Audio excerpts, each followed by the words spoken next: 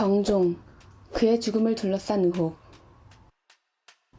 조선왕 27명 중 인종, 효종, 경종, 정조, 고종 등의 독살설이 있다. 왕이 절대 권력을 가지고 있는 왕조 국가에서 왕의 독살이란 엄청난 사건이다. 다양한 독살설 중 경종의 경우를 이야기하고자 한다.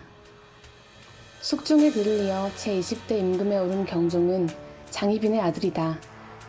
경종은 1720년 왕위에 올라 4년이라는 짧은 기간 조선을 통치했다. 경종 독살설, 그 진실이 무엇일까?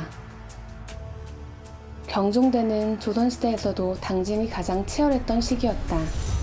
경종의 아버지 숙종은 조선시대 가장 강력한 왕권을 행사했던 임금으로 꼽힌다. 강력한 왕권을 만들기 위해 실시한 환국으로 당시 조정은 서인과 남인으로 나뉘어져 있었다. 환국이 일어날 때마다 서인에서 남인으로, 남인에서 서인으로 정권이 계속 바뀌었다. 또한 상대 당파에 대한 잔혹한 보복과 숙청이 뒤따랐다. 치열한 당쟁은 1694년 갑술 환국 이후 서인이 집권하면서 잠시 소강 상태에 접어들게 되었다. 독재가 장기화될 즈음 장희빈의 사사 문제로 인해 서인이 소론과 노론으로 나뉘게 되었다. 노론은 사사를 주장했고 소론은 사사를 반대했다. 이것은 경종 독살설이 나오게 된 또 다른 배경이었다. 1717년 7월 숙종은 노론의 영수 이이명을 불러 정의 독대를 하였다. 조선에서 임금과 신하가 독대를 하는 것은 관례에 어긋나는 일이었다. 독대가 있던 날 숙종은 세자에게 대리청정을 하겠다고 선포하였다. 노론은 세자가 대리청정을 하는 과정에서 흠을 잡아 끌어내릴 생각을 하며 찬성하였다. 반대파 소론은 세자의 대리청정이 세자 폐해를 위한 음모라고 하며 크게 반대하였다. 그러나 숙종이 그대로 진행하였고 경종은 대리청정을 하게 되었다. 1720년 숙종이 세상을 떠나게 되면서 대리청정을 하고 있던 세자가 왕위에 오르게 되었다. 경종이 왕이 되는 것을 반대했던 노론은 경종을 끝까지 왕으로 인정하지 않았다. 결국 경종이 왕위에 오르자마자 왕세제 책봉을 주장했다. 연인군이 왕세제로 책봉되었고 노론은 더 나아가 왕세제가 정사에 참여할 것까지 요구하였다. 소론은 노론의 이 같은 행태에 대하여 반발하고 나섰다. 목호룡은 노론의 살해 계획을 다음과 같이 고변하였다.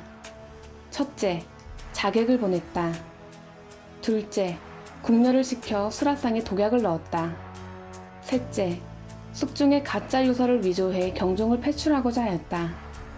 이 사건으로 인해 경종은 노론을 축출하기 시작하였고 노론 세력은 풍비박산이 났다.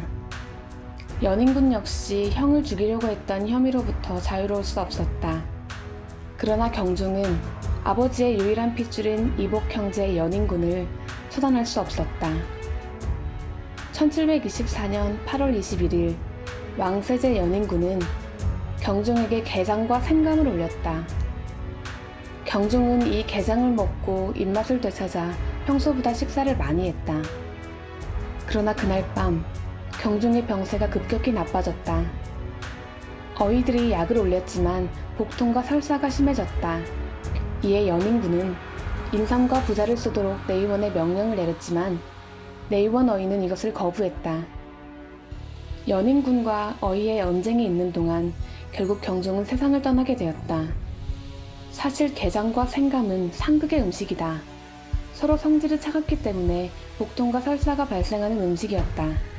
두 음식이 경종에게는 얼마나 큰 영향을 미쳤을까.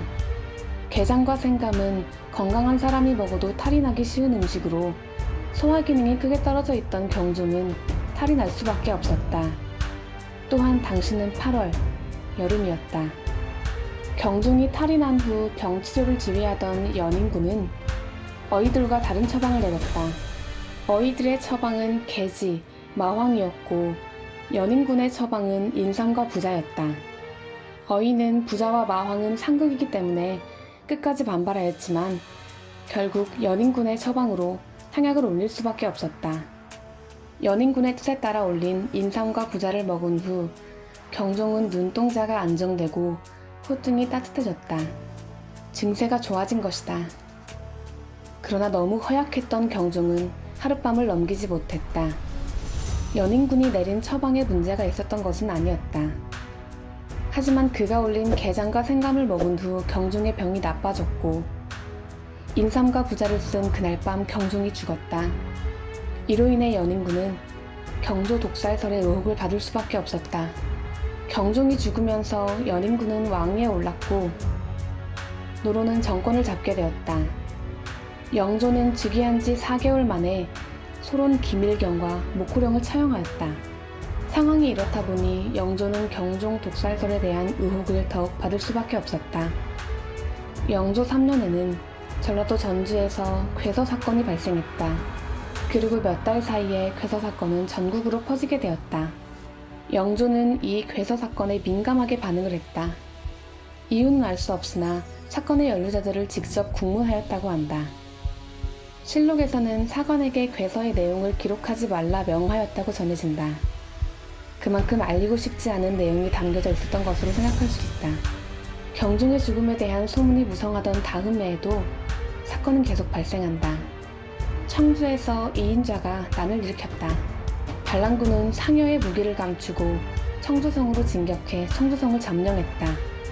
청주성이 함락된 이후 상주, 거창, 함양, 담양, 평양 등으로 반란이 번졌다. 거사의 명분은 경종 독살에 대한 복수였다. 반란군은 경기도 남쪽까지 북상하였지만 곧 진압되었다. 반란의 주모자는 물론 그 가족과 친척까지 죽음을 면치 못하였고 어린이와 부녀자는 노비로 전락했다. 반란은 쉽게 진압되었지만 이후 끊임없이 괴사 사건이 발생하였고 이것은 모두 경종 독살설에 뿌리를 두고 있었다. 영조 17년, 영조는 경종의 독살설에 얽힌 과거사를 없애기 위해 신유대훈을 발표한다. 자신이 영호의 소개로 지목되었던 이민옥사를 없던 일로 판정하고 오간을 불태웠다. 이것으로 영조는 경종 살해를 기도했다는 혐의를 벗고자 하였다. 영조 재임 기간 경종 독살설의 여파는 상당히 컸다. 그만큼 영조는 그 그늘에서 벗어나지 못했다. 심지어 경종 독살설은 사도세자의 죽음까지 불러일으켰다. 독살설과 함께 왕위 정당성에 대한 문제에 대해 늘 불안했던 영조는 자신의 반대파인 소론과 가까이 하는 아들 사도세자를 그냥 둘 수가 없었다. 결국 영조는 소론과 노론의 대립 속에서 자신의 아들까지 잃는 비극을 맞이했던 것이다.